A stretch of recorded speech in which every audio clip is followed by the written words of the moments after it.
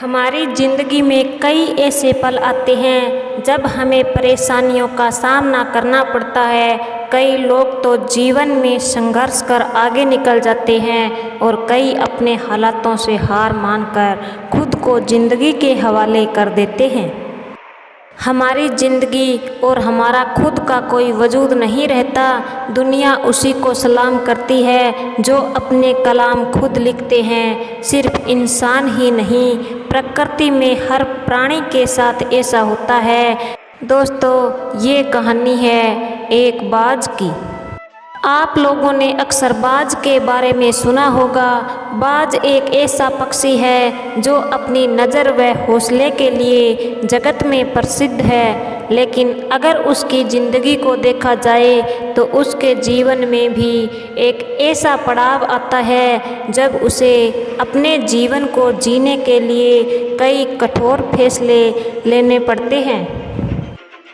बाज की उम्र 70 साल की होती है, लेकिन ज़िंदगी के इस मुकाम को तय करने के लिए उसे एक मुश्किल फैसला लेना पड़ता है। इसके पंजे 40 वर्ष तक सही ढंग से काम करते हैं। 40 साल के बाद ये पंजे मुड़ने के कारण कमज़ोर हो जाते हैं और शिकार नहीं पकड़ पाते।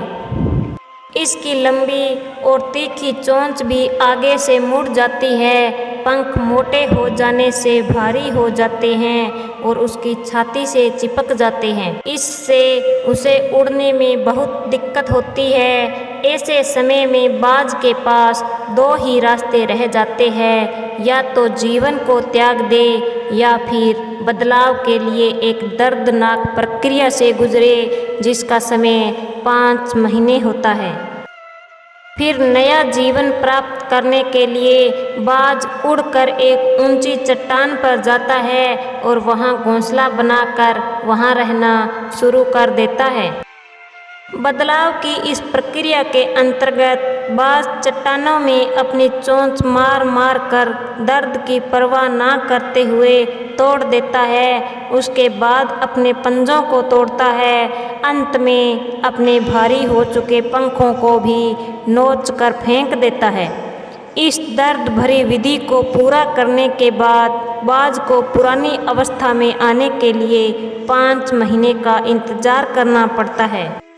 इसके बाद बाज का नया जन्म होता है, जिसके बाद वो एक बार फिर से शिकार कर सकता है, उड़ सकता है और मनचाहा आनंद ले सकता है। आगे के 30 साल उसे इन कष्टों के बाद ही मिलते हैं।